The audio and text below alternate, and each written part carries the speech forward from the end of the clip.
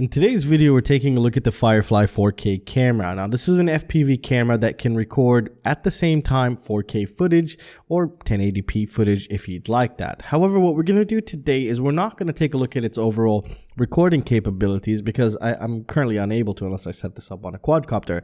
But what we can do is we could do a couple things. We're going to do the latency testing, and we're also going to discuss the setup guide and how I would recommend you set this up, because there are some things you need to take into consideration, such as these little screw holes to not have any problems in the future. And I'll get into that in a bit here. But first, let's take a look at some of the things they do provide you in the packaging. Now, first of all, this is a mini sized camera, so make sure your frame can fit that. And the board that it comes with is a 20 by 20 M2 hole. So these are 2mm holes, and it's 20 by 20 spacing here. However, they do provide you with an adapter in order to change it from a 20 by 20 to a 30 by 30. So if you needed that, they give you this. I wish it would have looked a little bit better, but it's better than nothing. Now, they also do give you an adapter, which can be useful. The adapter here is supposed to change the mini-sized camera into a full-fledged HS1177 type camera, which is the normal type of camera is what we started out with. So like this, if your frame takes just a full-fledged camera, then you'll be able to use this adapter in order to have this fit in there, which is a really nice touch here. They also give us this to protect the SD card from ejecting, which we'll cover in a bit.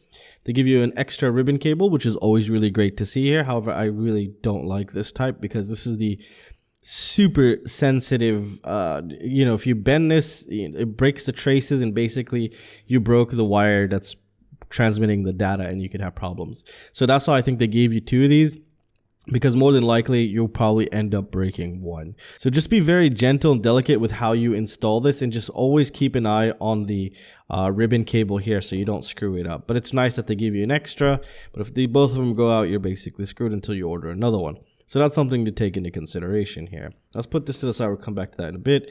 They do give you the OSD remote and a extension for the remote, so you'll be able to just plug that in right there. And this is in order for you to change the settings on the camera to choose what you would like. It's 1080p, 60 frames per second, 4K. You can do all that stuff in the on-screen display. And they also give us some M2 nylon standoffs here. So these are 2mm standoffs. So some quick rundown on the specs here. So this thing can record 4K 30 frames per second maximum, 16 by 9.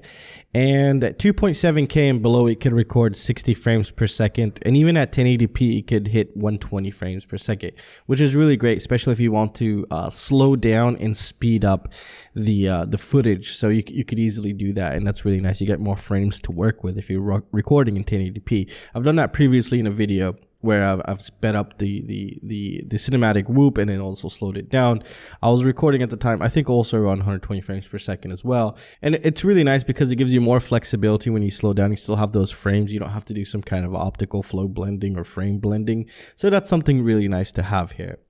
Now, the overall board is really nice that it's tiny, this small, but it just feels that it was just half-assed put together in a way. Like they've taken this out of one of their main, because they sell these action cameras. Hawkeye sells these action cameras as well. They're pretty good.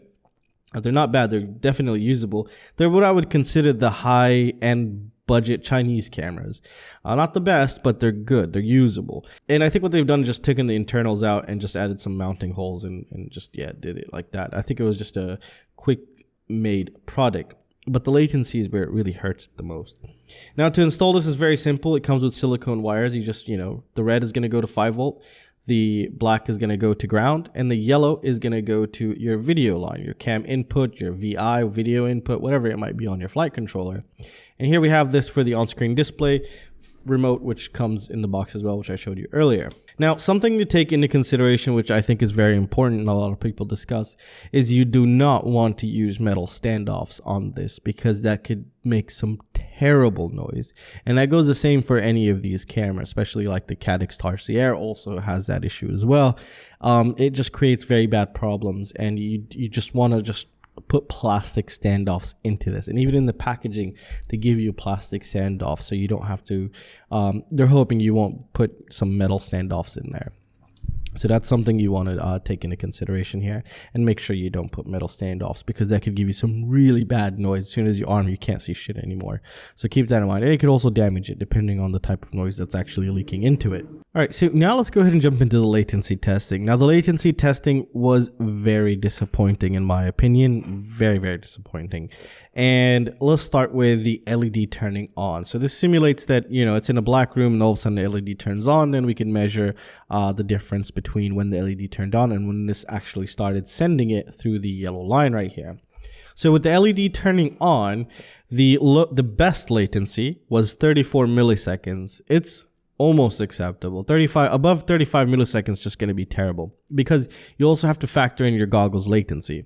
So for example, a Fat Shark HDO with a rapid fire is around 11 to 14 milliseconds of latency. So you'll have to add that on top of this latency, and you know, adding that on top of 34 milliseconds is going to come out to be, I should say, we're adding 12 milliseconds to that, so that's going to be 46 milliseconds. So you will definitely feel that, and this is best case scenario. And the worst this has gotten was 42 milliseconds of latency with the LED turning on. It's not very static. It fluctuates quite dramatically, actually, between 34 and 42 milliseconds of latency. So if you're looking for a latency sensitive application such as racing, tight gaps, proximity flying, then this camera you would truly want to avoid, in my opinion. This is my own recommendation. This is what I would do as well. Now, if you're using it for just cruising, then it's not going to be a problem. If you're using it on an FPV wing, it's going to be great. But in terms of proximity flying and latency sensitive applications, I would totally avoid this one.